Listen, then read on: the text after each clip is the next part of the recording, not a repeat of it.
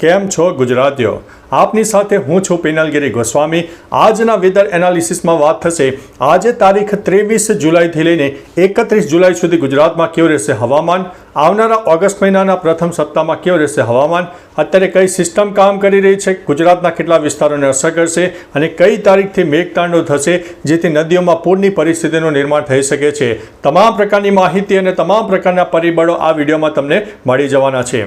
શરૂઆત કરીએ તો આજે 23 તારીખથી રાજસ્થાન તરફ જે સાયક્લોનિક સિસ્ટમ સર્જાયું હતું ધીમે ધીમે પાકિસ્તાન તરફ ચાલ્યું ગયું છે, પરંતુ હજુ તેની વ્યાપક અસર આગામી 24 થી 48 કલાક ગુજરાતને હજુ પણ જોવા મળી શકે છે। મહત્વનું છે કે આજે સાયક્લોનિક સિસ્ટમ છે તેની અસર ઉત્તર ગુજરાતના અનેક ભાગોને જોવા મળે।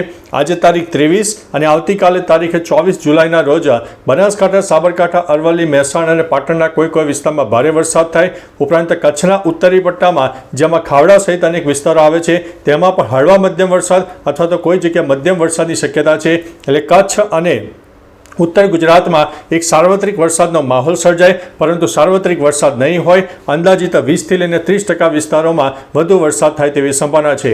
બીજી તરફ તારીખ 23 અને 24 જુલાઈ ખેડા, પંચમહાલ, દાહોદ, આણંદ, વડોદરા, છોટાઉદેપુર, નર્મદા, ભરૂચ, સુરત, તાપી, ડાંગ, નવસારી અને વલસાડના પણ અનેક વિસ્તારમાં છૂટોછવાયો વરસાદ થાય અથવા તો કોઈ વિસ્તારમાં અમી છાંટણા થાય, પરંતુ વાદળછાયું વાતાવરણ આખો દિવસ રહી શકે તેવી સંભાવના છે। સૌરાષ્ટ્રમાં પણ એક વાદળછાયું વાતાવરણ રહે, પરંતુ ભારેથી અતિ ભારે વરસાદ અને સાર્વત્રિક વરસાદ સૌરાષ્ટ્ર માટે નથી। બીજી તરફ મિત્રો સૌરાષ્ટ્ર હોય, દક્ષિણ ગુજરાત અને કચ્છના જે દરિયાઈ પટ્ટી વિસ્તાર છે તેમાં પવનનું પ્રમાણ વધારે રહેશે, જેમાં 30 થી લઈને 45 કિલોમીટર પ્રતિ કલાકની ઝડપે પવન ફૂંકાય। એટલે આગામી કહી શકાય કે મિત્રો 31 જુલાઈ સુધી ચોક્કસથી માછીમારોને દરિયો ન ખેડવા માટે અમારા ચેનલ વતી વિનંતી છે। આગામી 2 દિવસ બાદ મિત્રો થોડો વરસાદ વિરામ લેશે અને તારીખ 26 અથવા તો 27 તારીખથી જે સાયક્લોનિક સિસ્ટમ સર્જાશે જે બંગાળની ખાડીનું આવવાનું છે મધ્ય ભારત તરફ અસર કરશે, જેમાં ઉત્તર ભારત અને મધ્ય ભારતના અનેક વિસ્તારોને આવરી લેશે। ઉપરાંત મિત્રો રાજસ્થાન ઉપરાંત ઉત્તર ભારતમાં થયેલા ભારે વરસાદને કારણે ઉપરાંત ઉપરવાસમાં થયેલા વરસાદને કારણે ગુજરાતની નદીઓના જળસ્તરમાં વધારો થાય, ડેમમાં પણ પાણીની આવકમાં વધારો થાય તેવી સંભાવના છે। એટલે તારીખે 27 થી લઈને 31 જુલાઈ સુધીમાં ગુજરાતની નદીઓમાં ઘોડાપૂર આવે અને કોઈ વિસ્તારમાં તો એલર્ટની પરિસ્થિતિ પણ આપી દેવી પડે તેવી સંભાવના છે। અને આ જે સિસ્ટમ છે તેની અસર ઉત્તર ગુજરાત હોય, ગુજરાતનો પૂર્વ તરફનો વિસ્તાર હોય, કચ્છ અને સૌરાષ્ટ્ર સહિત દક્ષિણ ગુજરાતના અનેક વિસ્તારોમાં થાય, એટલે સાર્વત્રિક વરસાદનો માહોલ આ સિસ્ટમના લીધે છવાઈ જશે।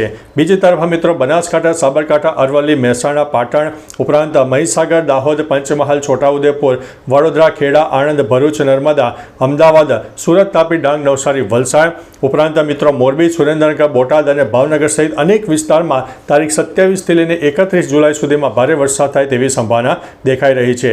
મહત્વનું છે કે મિત્રો આ જે સિસ્ટમ છે મજબૂત સિસ્ટમ હશે અને અત્યારે જે ગુજરાતમાં એવરેજ વરસાદનું પ્રમાણ 51-52% આસપાસ ચાલી રહ્યું છે તે વરસાદનું પ્રમાણ મિત્રો 55 થી લઈને 61% સુધી પહોંચી જાય તેવી શક્યતા છે। એટલે 31 જુલાઈ સુધીમાં 55 થી 61% એક સરેરાશ વરસાદ ગુજરાતને મળી જાય તેવી સંભાવના દેખાઈ રહી છે।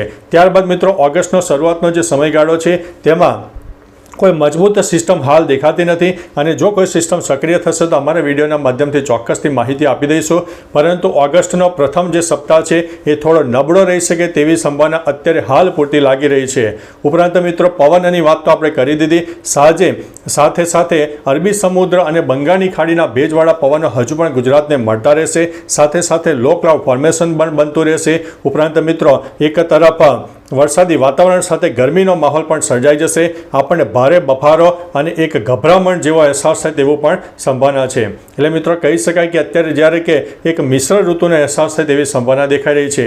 બીજી તરફ મિત્રો હવે જે ઋતુ પ્રમાણે જે રોગચાળો પણ આપણને જોવા મળતો હોય છે, એટલે રોગચાળાનો ભરડો વધી શકે છે, જેમાં મેલેરિયા સહિત ડેન્ગ્યુ સહિત અનેક વિસ્તારોમાં કહી શકાય કે આ જે મચ્છરજન્ય રોગો છે મચ્છરજન્ય રોગો પણ જોવા મળશે। એટલે મિત્રો થોડા ઘરમાં રહેજો, સાચવીને રહેજો, આખા કપડાં બાંધજો અને થોડો ખોરાક પણ આપણે એક લિમિટેડ લેજો જેથી આપણે સ્વાસ્થ્યને નુકસાન ન થાય। બાકી મિત્રો એક કહી શકાય કે વરસાદનો મોટો રાઉન્ડ આપણે જણાવ્યું તે પ્રમાણે 27 થી લઈને 31 જુલાઈ સુધીમાં જોવા મળે।